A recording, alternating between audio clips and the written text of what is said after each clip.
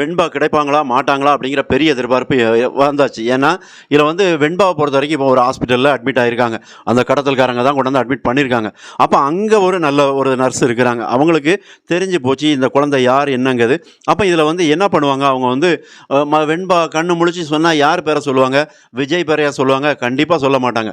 அவங்க சொல்லக்கூடிய பேர் யாராக இருக்கும் அப்படின்னா மல்லியாக தான் இருக்கும். அப்போ மல்லியோட ஃபோன் நம்பர் கண்டிப்பாக வெண்பாவுக்கு தெரிஞ்சிருக்கும், மெமரிலையும் இருக்கும். அப்போ அவங்க என்ன பண்ணுவாங்க, மல்லியோட ஃபோன் நம்பரை கொடுப்பாங்க.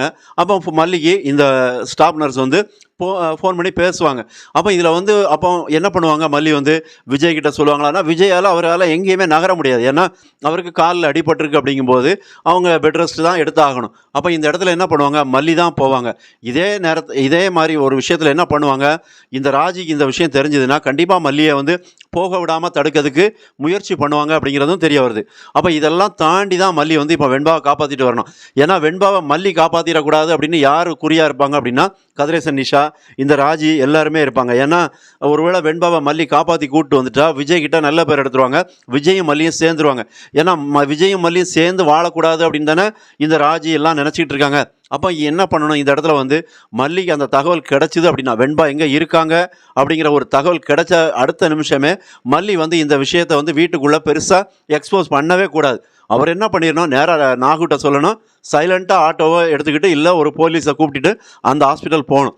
போயிட்டு கண்டிப்பாக அங்கே வந்து வெண்பாவை மீட்டு கொண்டு வரணும். இதை மல்லி செஞ்சாங்கன்னா மட்டும்தான் வெண்பாவை எந்த பிரச்சனையும் இல்லாமல் காப்பாற்றி கொண்டு வர முடியும். இன்னொன்று, அங்கே வந்து ரவுடி அப்படின்லாம் நிறைய சொல்கிறாங்க. அங்கே இருக்கிறது 2 பேர் தான். மல்லியால் ஈஸியாக அந்த 2 பேரையும் சமாளிக்க முடியும். ஏன்னா அந்த இடத்துல சாமர்த்தியமாக தான் செயல்பண்ணாங்க. ரவுடிகளும் வந்து பெருசாக மல்லியை அட்டாக் பண்ண மாட்டாங்க. எதனால் அப்படின்னா அது வந்து ஒரு பொதுவான இடம். அப்படிங்கும்போது அவங்க கொஞ்சம் எச்சரிக்கையாக தான் இருப்பாங்க. அப்போ இந்த இடத்துல வந்து வெண்பாவை ஈஸியாக மீட்டு கொண்டு வரக்கூடிய இடம் இந்த ஹாஸ்பிட்டல் தான். இதை விட்டாச்சுன்னா அதுக்கப்புறம் மல்லியால் வெண்பாவை எப்படி காப்பாற்ற முடியும் அப்படிங்கிற பெரிய கேள்விகள் வரத்தான் செய்யுது. அப்போ இதில் வந்து இந்த ஸ்டாஃப் நர்ஸு அதே நேரத்தில் தீபிகாவோட உதவியை கூட மல்லி இல்லைன்னா நாடலாம். அப்போ தீபிகாட்ட சொல்லலாம். ஏற்கனவே தீபிகாட்ட சொல்லியிருப்பாங்க. அப்போ தீபிகா அந்த விஷயத்தில் கொஞ்சம் மல்லிக்கு முழு அளவில் சப்போர்ட் பண்ணுவாங்க அப்படிங்கிறது தெரிய வருது.